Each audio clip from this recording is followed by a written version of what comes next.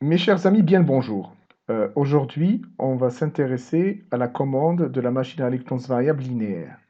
Donc, je vais succinctement vous présenter ce que c'est qu'un moteur à réluctance variable et on va voir plutôt la version linéaire. Alors, c'est une machine 6-4 que je vais vous présenter, c'est-à-dire qu'elle dispose de 6 dents au niveau de l'inducteur, qui est la partie mobile ici.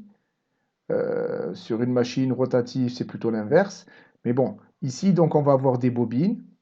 Et au niveau du rotor, on a quatre dents. Donc vous voyez ici, ça c'est l'équivalent du stator, où il y aura le bobinage, et ici le rotor, où il n'y a pas de bobinage.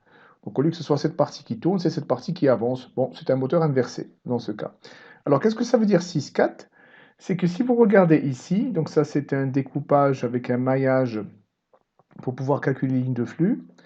Donc vous voyez bien que j'ai une dent de creux, une dent de creux au niveau du rotor, alors qu'au niveau du stator, j'ai une dent, un creux, une dent, un creux, etc. Donc autour de ces dents-là, on va avoir des bobines, donc c'est du cuivre typiquement. Donc on va avoir des bobines autour de la phase A, donc des dents de la phase A, une bobine et une deuxième bobine. Puis pour les dents de la phase B, vous allez avoir une bobine ici et puis une deuxième bobine là. Et pour la phase C, deux bobines, pareil, autour des deux dents de la phase C. Donc quand on va alimenter successivement ces bobines, donc de manière séquentielle, phase A, phase B, phase C, on va voir le mobile qui va se déplacer. Alors pourquoi? Parce qu'il y a des forces qui sont mises en jeu. Donc je reviendrai un petit peu là-dessus juste après. Donc voici comment ça se représente. Vous avez un bobinage qui est ici et ici qui est alimenté. Par rapport à cette position de départ, on va avoir des lignes de flux donc qui vont se refermer sur ce circuit magnétique et qui vont créer une force latérale F de x qui est ici égale à 1,14 newton. Évidemment, il y a aussi une très grosse force verticale, mais qui est contrainte par des roulements, donc qui empêche que ce mobile vienne coller sur le rail.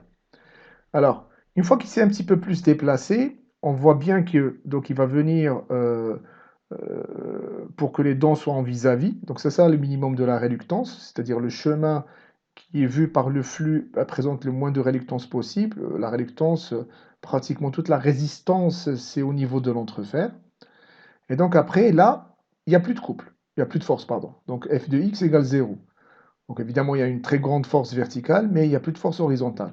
A contrario, s'il continue, on voit une force négative, donc qui est une force de rappel, qui veut le remettre là où il était, etc. Donc elle existe tant que le mobile n'est pas en face. Donc ce qui nous amène au dessin de cette figure. Donc en fonction du déplacement relatif d'une dent par rapport à l'autre, vous allez avoir une force positive ou une force négative, suivant qu'il ait dépassé ou pas la position. Donc en bleu, ça c'est le calcul théorique, et puis en rouge, le calcul avec la méthode des éléments finis, donc beaucoup plus compliqué et qui prend beaucoup de temps de calcul. Donc voilà, il y a un point, un deuxième point, donc à chaque fois on déplaçait et on refaisait le maillage et le calcul. Alors, la théorie, ça se passe autour du calcul de B au niveau de l'entrefer, dont on considère la coénergie au niveau du volume qui est emmagasiné au niveau de l'entrefer, donc ici, hein, c'est surtout les dents vis-à-vis, donc là, dans cette partie-là. Et puis après, on va dériver par rapport à X et par rapport à Z pour avoir les forces en X et en Z.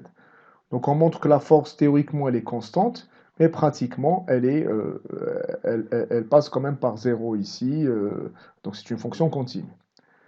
Alors voilà, donc ça c'est la théorie. Donc maintenant, comment est-ce qu'on fait pour la pratique?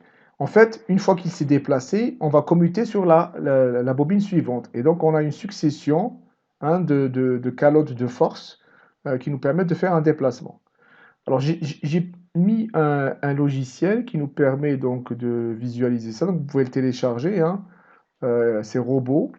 euh, et je vais vous montrer le logiciel. Donc voilà. Donc ça, c'est un environnement en trois dimensions.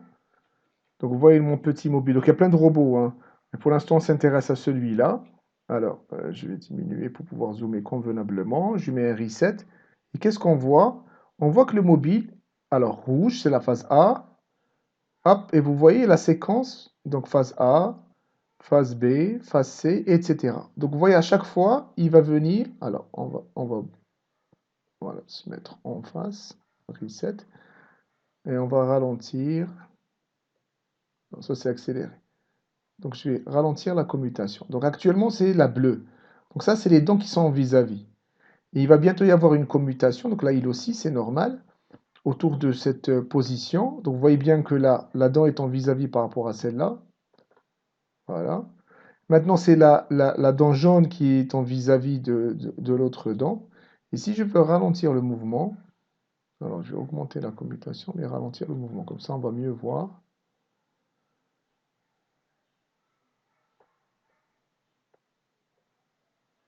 Reset. Donc voilà. Alors maintenant, il va passer à la bleue. Donc vous voyez ici les positions relatives. Tant qu'il y a une position relative, il y a une force.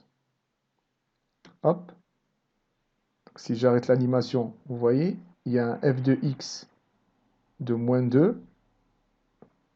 Juste au moment de la commutation, -1. Vous voyez? Et donc, c'est cette force-là qui permet donc au mobile d'avancer. Donc, on voit bien quand même que c'est quelque chose qui est relativement lente. Hein, donc, vous pouvez venir observer, augmenter la fréquence.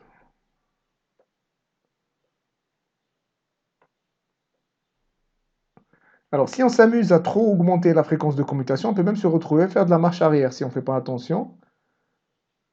Parce qu'il n'a pas le temps de se positionner par rapport à ça, si la séquence de commutation vient alors qu'il est dans une phase de recul, il peut se retrouver à reculer, comme ici, il y a une hésitation. Donc ça veut dire que c'est très important de regarder par rapport à la séquence de commutation. Donc j'ai une séquence vidéo qui peut nous expliquer comment ça marche. Donc vous la retrouvez sur ma chaîne, je vous mets le lien sur la vidéo. Donc vous voyez, à chaque fois il avance d'un pas. Regardez ici, à chaque fois il avance d'un pas. Là, il n'y a que l'alimentation. Il y a un DSP et un onduleur qui vont venir donc calculer et puis alimenter les bonnes séquences des bobines. Alors, comment est-ce qu'on va faire? Donc, on va remettre un espèce de capteur ici qui va lui donner la position relative entre les dents et le stator, les dents du rotor, les dents du stator, de manière à pouvoir, voilà, alors, donc, il va venir mesurer la position relative, donc il émet de l'infrarouge, et puis il va réceptionner cet infrarouge, et il va lui dire s'il doit commuter et passer à la bobine suivante.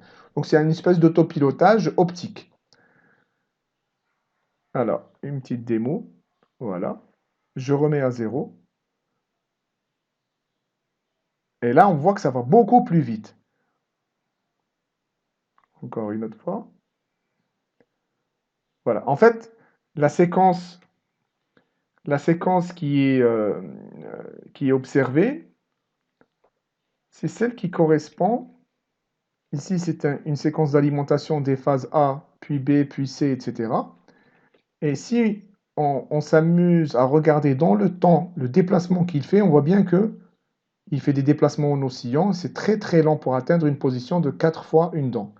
Alors que si on commute au moment où il fait le passage, au moment où il arrive sur la dent, vous voyez les courbes en rouge, paf, paf, paf, paf. Donc il fait le même déplacement, donc 4 LX ont un temps record. Donc ça s'appelle l'autopilotage et donc on utilise un capteur. Voilà, donc je vous remercie pour cette vidéo. N'oubliez pas d'aller télécharger le logiciel robot, hein, celui qui vous permet de voir, visualiser en 3D le système. Et puis vous pouvez aussi regarder les autres vidéos. Merci, à la prochaine.